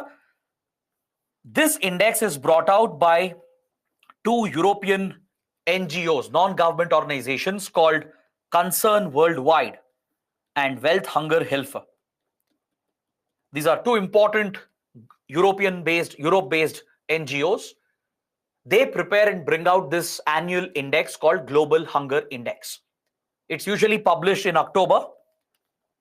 It's published near or close to the World Food Day, right? On 16th of October, the World Food Day is celebrated. So usually on the same day or around that date, this index is brought out by these 2 NGOs. This is a globally recognized tool. This index has global recognition. Governments, organizations, including the UN, right? And other UN related organizations, they all track this index. They all draw data from this and plan their further initiatives. It basically measures hunger. It measures malnutrition. It measures food insecurity across countries, across different regions, right? This is a critical tool to track the world's progress towards Sustainable Development Goal number 2, which is to achieve zero hunger by 2030.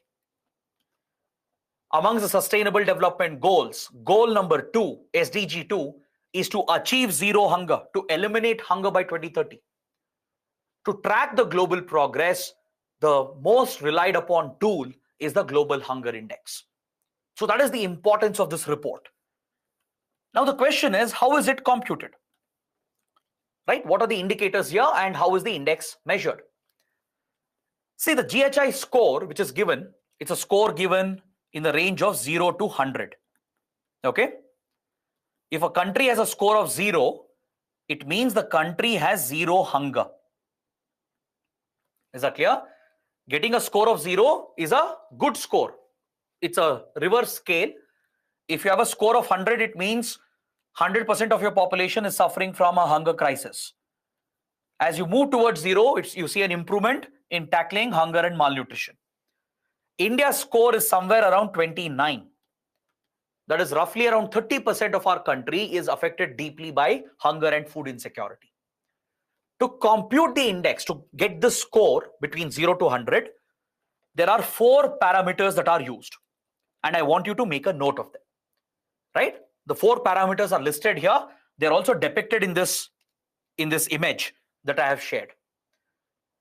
The first parameter deals with inadequate food supply and measures undernourishment in the country. It measures the percentage of the population that is undernourished, which is receiving less nutrition than they actually require. So if there is a chronic deficiency in the calorie intake, in the dietary intake of essential nutrients, and if a person or if a percentage of a population is undernourished, this is captured under the first indicator. Right? This percentage of the population, they have access to food. They are eating food on a regular basis, but it is not sufficient. The nutrition is not sufficient. All the nutrients are not being met. Right? Refers to undernourishment. It's a measure of proportion of our population facing chronic deficiency of dietary energy intake. What they are eating is not sufficient. It's not fulfilling. This indicator is given a 1/3 weightage. You can see here, it's given a 1/3 weightage. It means there is inadequate food availability, inadequate food supply in the country. Next, child nutrition, given another 1/3 weightage. This is divided into 2 indicators, child wasting with a 1/6 weightage and child stunting with another 1/6 weightage. Child stunting is nothing but the growth of a child is stunted. Means the child has a lower height for its given age. Right? You're supposed to grow a certain height to a certain height for a given age. But children fail to achieve that height, the physical height, because of poor nutrition, because of malnutrition. So this condition is referred to as child stunting, where the physical growth is stunted. This, of course, affects mental growth, emotional well-being as well of the child. Child wasting refers to low weight for height. Lower weight for a given height. This is reported across the poor sections of India, rural areas, in urban slums, right? Children under the age of 5 years, a number of them, they suffer from stunting and wasting. Their physical and mental growth and well-being is getting affected because they're not getting nutritious food. Understood? That is child undernutrition. Next, child mortality. The number of child deaths under the age of 5 years that's happening because of undernutrition. Due to lack of nutrition, if children are dying, that represents child mortality. It's given a weightage of 1/3. 1/3 weightage is given for it. These are the 4 indicators. These NGOs believe this is a scientific tool that measures child undernutrition and adult undernutrition. But India has criticized the methodology, and we have said that this is a flawed methodology. India's Ministry of Women and Child Development has rejected the report. Please remember this. India has rejected this report entirely. This is not the first time. Even last year, India rejected the report. India said this data on these 4 indicators, it is collected from a very small sample size of population. The data collected is from a sample size of around 3,000 people. India's question is, how can you extrapolate the data from a small population to a large population as a country like India? By surveying around 3,000 people, how can you estimate nutrition levels across the country? So India has a valid question here. India says the methodology is wrong, it's flawed. We have questioned the parameters as well. Because see, child undernutrition can happen because of several reasons. When you're measuring hunger occurring due to food unavailability, due to food insecurity is what should be measured. If hunger is being reported, malnutrition is happening in a country due to lack of food, due to lack of food supplies, then that is what should be captured by the Global Hunger Index. If malnutrition is happening due to other factors, other health-related factors, then that doesn't exactly constitute hunger. India says this methodology is not scientific. There is no rationale here, right? The sample data collected is very small. You can't map this data to a billion plus population, right? Plus, the indicators which are being used, according to India, these are not the right indicators.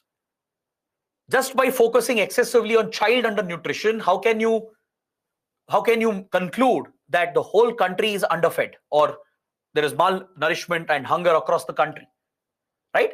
So India has a valid stand here. But of course, this is also questioned from the other side. The critics question the stand of the Indian government, but the Indian government has rejected the report, questioned the methodology, and India has said that this is misinformation. This is a malicious attempt to defame India. Because the government of India wants these NGOs to take a look at the various food security schemes, measures, and programs being run by the government, right? India has wide sweeping programs to tackle malnutrition, to tackle hunger. We have the National Food Security Act. We have schemes like ICDS, Integrated Child Development Services, where specifically child nutrition is focused upon, right? We have the Pradhan Mantri Antyodaya Anna Yojana that was launched and expanded during the pandemic, through which additional food grains are being provided free of cost to supply basic food grains to our population, right? India has been running this program for 3 years. We have many other food security initiatives. The list goes on. We have midday meal programs, midday meal schemes in schools and even in colleges. Then we have schemes focusing on micronutrients specifically, right? Fortified food is being supplied as well.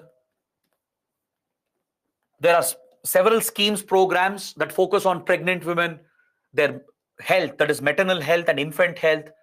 Under these schemes, nutrition is given a top priority, right? Poshan Abhiyan has been launched specifically to focus on nutrition levels and hunger levels. So when that is the case, when that is the effort being taken by India, how can the report conclude that India has very serious levels of hunger? This ranking of 107 places India in the serious category. The level of hunger in India is very serious, according to the report.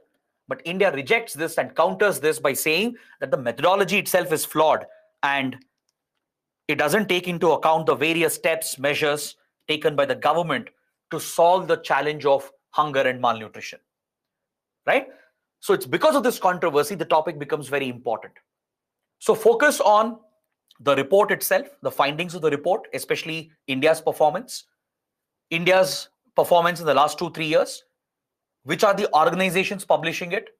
What's the methodology? What are the key indicators? What's the weightage given to them? And why India has criticized it? What's the ground on which India is criticizing the report? If you know these facts and this analysis, it's more than enough. You can definitely expect a question and you should be in a position to answer them. All right? So now we come to the end of the session. We have another 20 minutes left. And there are another 4 to 5 topics, small topics left. And I would like to cover this as part of the miscellaneous discussion. Even though these are small topics, I didn't want to neglect them. You shouldn't be neglecting them as well, because these topics are very important for your prelims. They're relevant for various subjects. We'll take a look at them one by one, right? So these are smaller topics, but please pay attention to the key facts that I'm going to highlight. The first one here, that is the fifth topic here, would be Tele-Manas, the Tele-Manas initiative. This was in news last week. So you should know what is this initiative? What does it entail? What does it cover? Okay, just the basic facts here would suffice.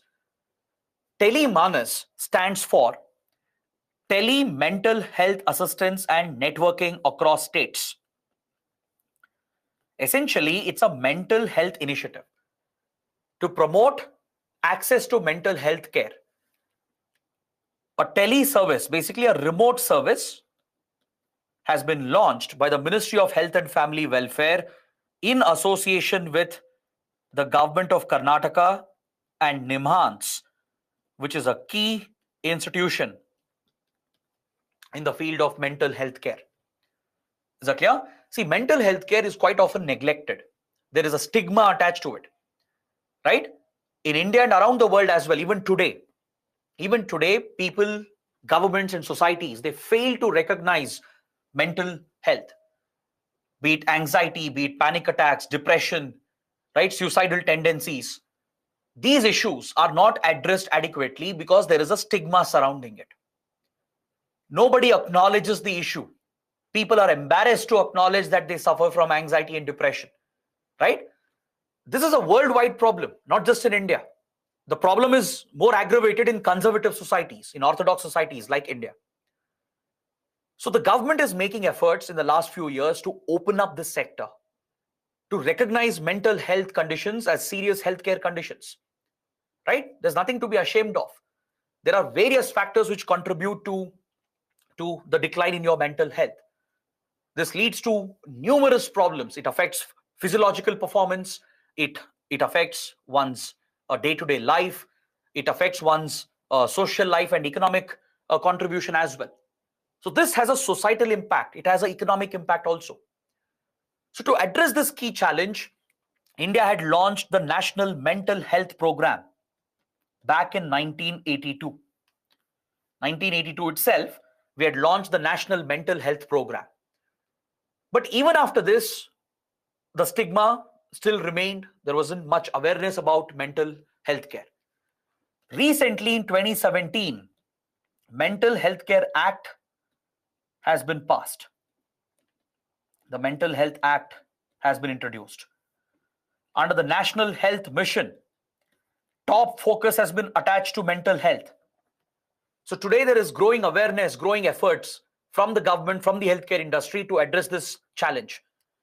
So to provide 24/7 counseling to patients of mental health, right? This initiative has been launched by the Ministry of Health and Family Welfare. It's been launched by the Ministry of Health and Family Welfare. This was a promise that was made in the Union Budget of 2022-23. Please remember this. To provide adequate mental care, extend counseling, right? For patients who suffer from mental conditions, mental health conditions, counseling is absolutely crucial. Reaching out to the right counselors, psychologists, psychiatrists is absolutely essential. So to make this more easily accessible and to promote more awareness about mental health, this initiative has been launched. Essentially, it's a 24/7 helpline that is available. A dedicated phone number has been set up, right? It's a telephone-based service. So those who suffer from mental health conditions, they can call up the number, and under the National Mental Health Program, they will receive counseling, free counseling. And this initiative is led by NIMHANS, that is based out of Bengaluru. NIMHANS is a leading mental health care facility in India, the National Institute of Mental Health and Neurosciences. Okay, so NIMHANS, based out of Bengaluru, is leading the initiative with the support of Ministry of Health and Family Welfare, and the technology platform is built by IIT Bombay. Okay, so they've set up a telephone-based counseling service facility.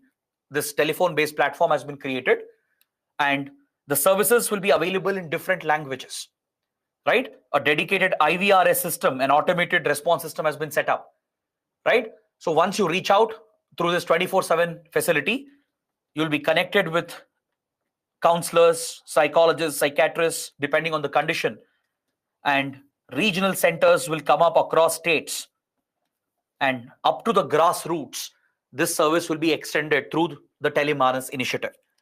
Now, that is why I'm stressing on this topic. Considering how important mental health care is, UPSC will prioritize the topic, and there could be a very simple, very basic question on Telemanas.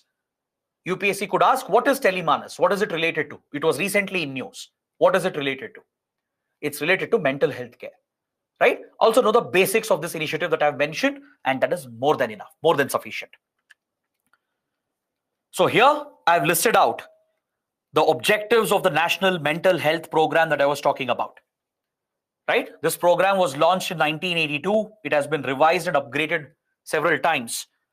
And the key objectives include encouraging mental health knowledge and skills amongst the mental health care workers, promoting community participation in mental health service development, and to stimulate self-help in the community. So these are the focus areas, the objectives of the National Mental Health Program, to promote more awareness at the community level. So at the community level, mental health conditions can be detected and the right cure and the right treatment can be provided, right? So these basic facts are essential to answer any question on this topic. The next small topic is from environment ecology. There has been a big development in Tamil Nadu.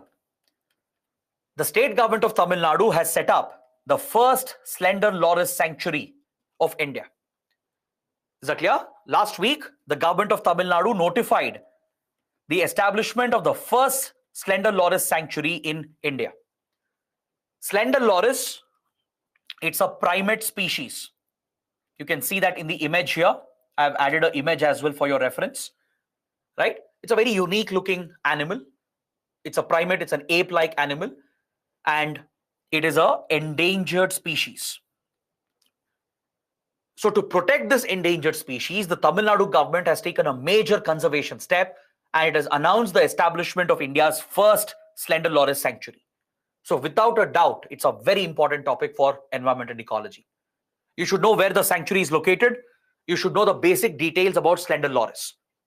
Is that clear? This sanctuary will be called the Kadavur Slender Loris Sanctuary. It will come up over here in Tamil Nadu, near the Dindigul region. Right? Those who have been to this region or those who are from this region will understand where exactly it is located. It's located near the Dindigul belt of Tamil Nadu. It will come up in Karur and Dindigul districts. And this protected area is being set up by the state government as per the provisions of the Wildlife Protection Act of 1972. Now, this is a very important point. Protected areas like wildlife sanctuaries, national parks, etc., they are set up under the provisions of Wildlife Protection Act. When it comes to national parks and tiger reserves, right, central government has the authority to notify the establishment of a national park and a tiger reserve. But sanctuaries, wildlife sanctuaries, they can be notified by the state governments themselves. Of course, they will work with the center, with the Environment Ministry, right? But state governments can notify the establishment of wildlife sanctuaries under the Wildlife Protection Act. So the Kadavur sanctuary will come up to protect this species, the slender loris, and it will cover these key areas: Dindigul East, Natham Taluk, and Vedasandur. Just an additional fact, because there potentially could be a question on this sanctuary, right? A geography-based, a map-based question. So you should know that the sanctuary will come up near Karur and Dindigul districts of Tamil Nadu. Now, the bigger discussion is, what is slender loris? What are the key points you have to remember about this organism? See, this is a very small primate and it's a nocturnal creature. So remember such important features, right? It has slender legs and arms, a very small, tiny body, with a relatively large head, and specifically its eyes stand out. The eyes of slender loris is something that really stands out.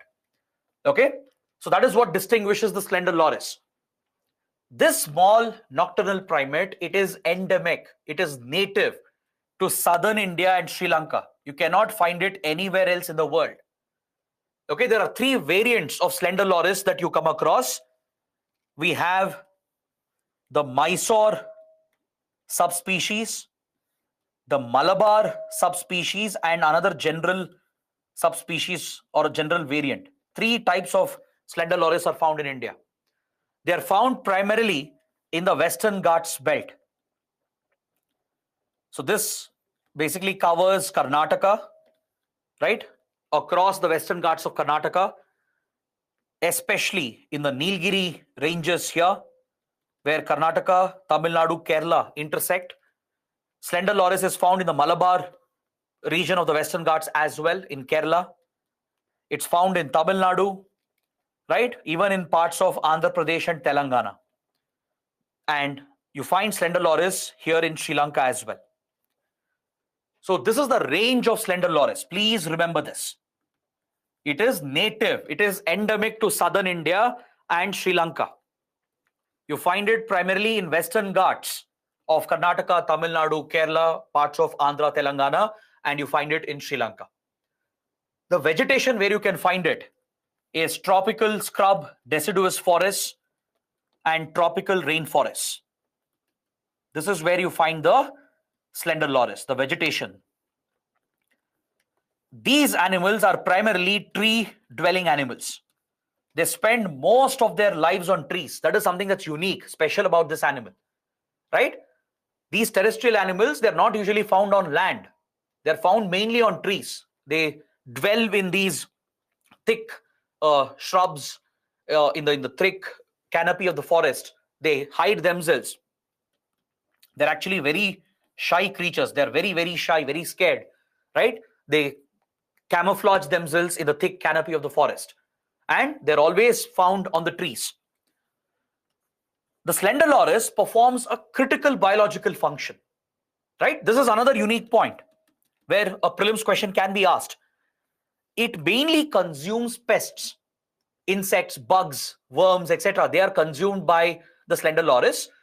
So thereby it is playing a critical ecological role. It's helping farmers and agriculture to protect the crops from pests. It keeps a check on the spread of unnecessary pests which threaten farming and agricultural crops. But today, unfortunately, this key species is facing a very big threat. They are hunted. They are also being threatened by habitat loss, right? So as a result, it has become endangered. IUCN has placed it on the endangered category on its red list. Please remember the conservation status. In India, it has been given the highest degree of protection. It's been placed under Schedule 1 of the Wildlife Protection Act of 1972. So basically, hunting is prohibited, right? There is a strict penalty if you hunt or kill or injure Schedule 1 animals. So slender loris has been given the highest legal protection in India. It is because it is placed under Schedule 1 of Wildlife Protection Act, right? So these are some important points you need to know about slender loris. The last point in this topic is that Tamil Nadu had taken up a similar step a few months back. It set up another unique protected area in September. It has set up India's first dugong conservation area, Dugong Conservation Reserve, in the Park Bay region between India and Sri Lanka. That's in the Gulf of Mannar belt. In this image here, you can see the dugong. The dugongs are also called as the sea cows. That's the other name for it. The dugongs are also threatened. They are listed as vulnerable by IUCN. Okay? They are found in tropical waters across the Indian Ocean and in other parts of the world. In the case of India, you find them here in the Gulf of Mannar Park Bay region between India and Sri Lanka. The dugong is also found in Gujarat, in the Gulf of Kutch region, and also in the Andaman Nicobar belt. Okay, it's also the state animal of the Union Territory of Andaman Nicobar Islands. This is where the dugong is found, the sea cow. It's a large herbivorous marine mammal. It has a lot of ecological significance as well. And to conserve and protect this threatened species, this vulnerable species, Tamil Nadu set up the first dugong conservation reserve of India. It was very recent, just in September. Okay, so these are some important developments you should know with regard to the conservation efforts of Tamil Nadu government.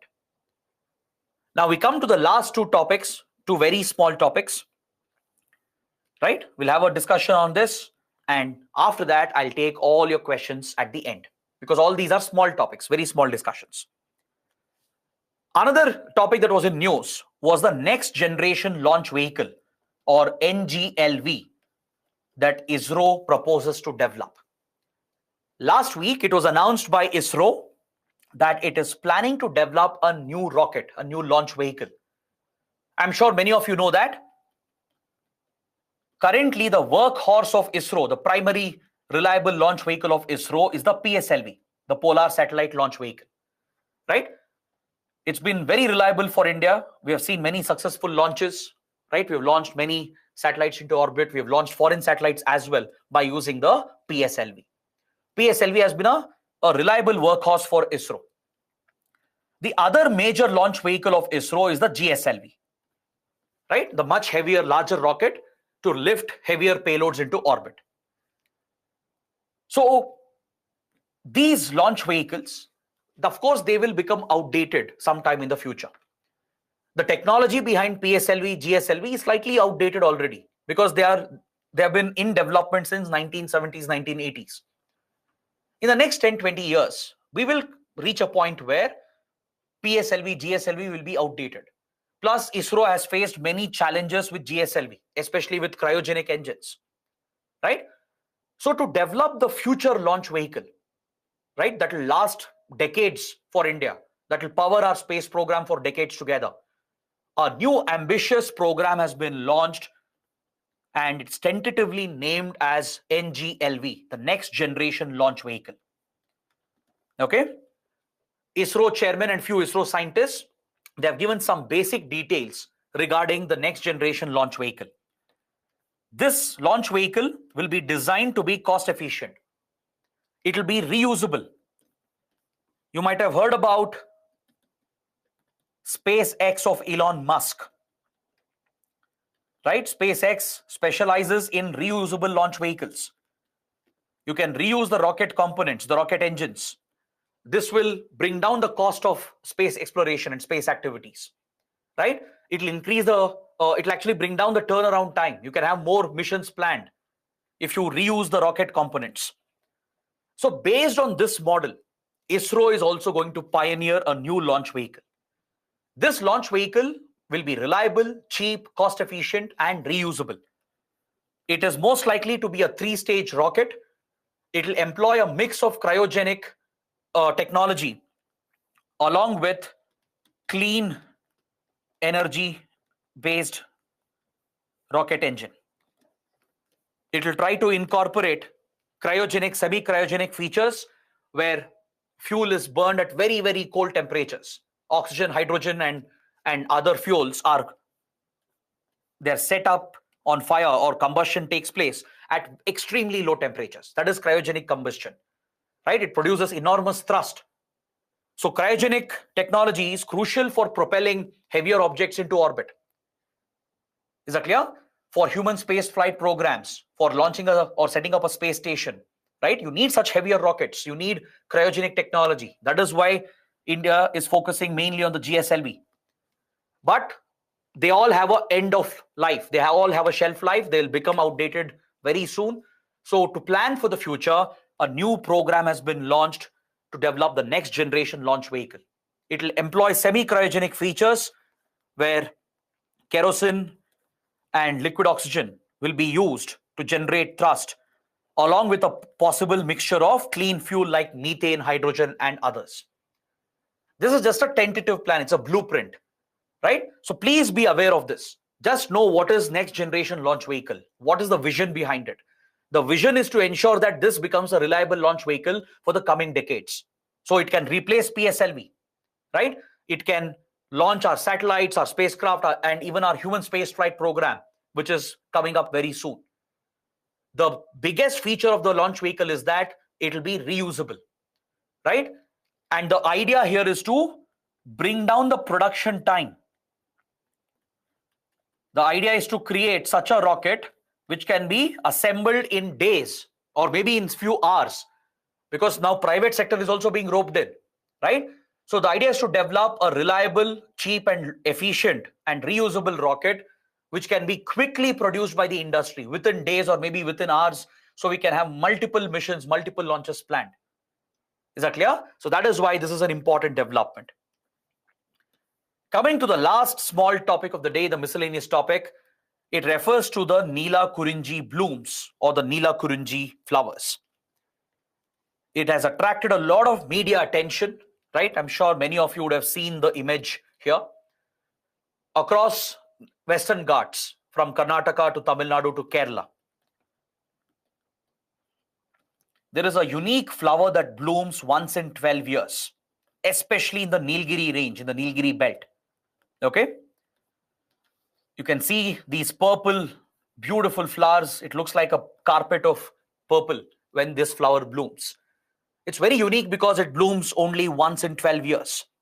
Okay? It is endemic. It is native to the Shola grasslands, the Shola forests of Western Ghats of Karnataka, Kerala and Tamil Nadu. Right? It becomes a very popular tourist attraction during the blooming season, during the flowering season. So across the Western Ghats of Karnataka, from the Shimoga, Chikmagalur, the Coorg belt, going all the way till Nilgiris of Tamil Nadu, then the Wayanad, Idukki region of Kerala. This whole stretch of Western Ghats has a presence of Neelakurunji flowers which bloom once in 12 years. Is that clear? In fact, the name Nilgiris comes from the flower, right? In Tamil, in Kannada, Neeli means the color blue, right? Nilgiris basically means the blue mountains. It has a bluish tinge. It appears slightly bluish in color. It's attributed to these flowers. So this is what you need to understand. The significance of these flowers. Where are they found? They're found in the Shola grasslands of the Western Ghats in these 3 states. They bloom once in 12 years, usually in the month of September, October. So whenever it blooms, it becomes a major tourist attraction. Okay. Now the topic is relevant because PM Modi also highlighted the Neelakurinji flowers. During one of his speeches, he has highlighted the blooming season of Neelakurinji flowers. Okay, it attracts a lot of tourists and it has created a new problem.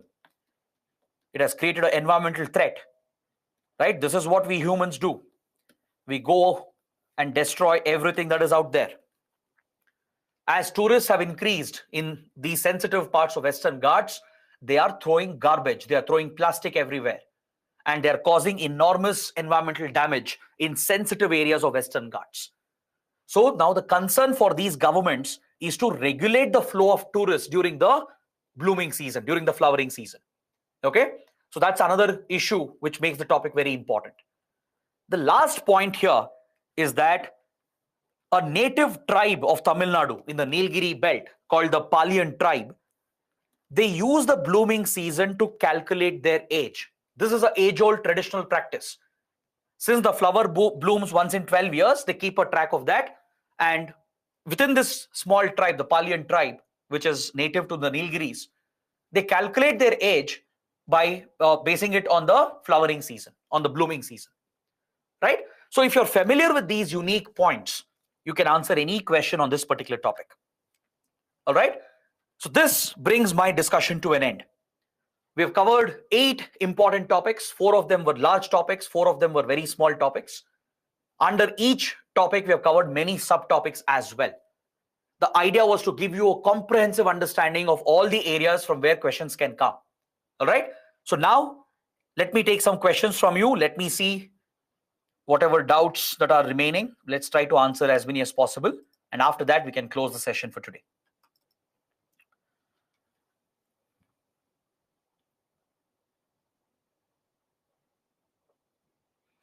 Nikhil is asking, sir, why China has not rejected the global hunger index? See, that's because China has performed well on the global hunger index, right? And also China doesn't pay much attention to these reports. China is a very closed country, doesn't really get bothered by such reports. Also, China has performed well, right? It has ranked much higher than before. So China has no particular issues with the global hunger index. Ayushi is asking, should we use geospatial technology in identifying lead contaminated areas? That's a wonderful suggestion. Geospatial technology can be used to map out the lead contaminated areas in India, right? So by mapping out those areas, you can give more priority, more focus to address the contamination, to provide better health care, to identify the sources of contamination and to plug the contamination sources.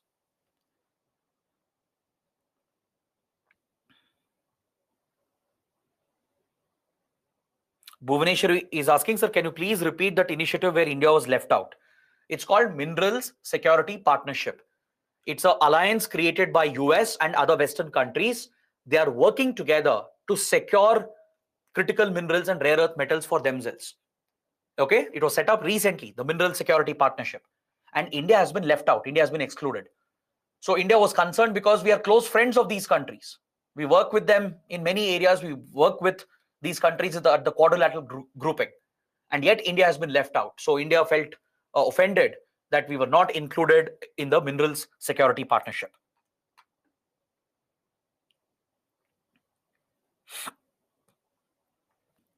Some are asking, why does the Neelakurinji flower bloom only once in 12 years? See, this is a natural biological process. It's actually, the pollination of these flowers is quite unique. Okay, it's actually a survival mechanism of this plant, of this flower.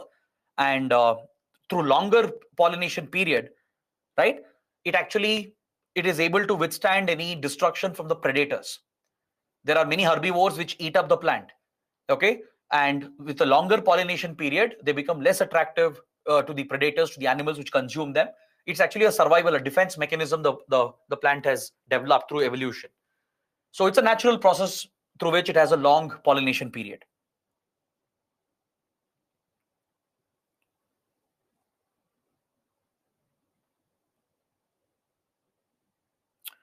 Shiva Biram is asking, is Google Maps related to geospatial information? Absolutely, yes. Google Maps that you use, the maps in all the applications, right? In Ola, Uber, Swiggy, Zomato, all the maps that you see there, they're all based on geospatial information.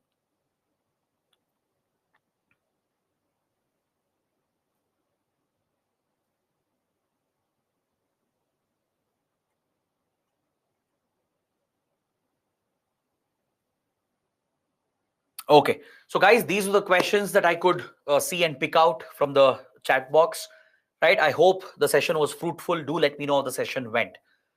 So we have tried to cover 8 big topics, like I said, along with many other subtopics. The idea was not just to take up random questions, practice questions. That will not serve any purpose, according to me. It's better to discuss the topics in detail, identify the areas from where questions will come, right?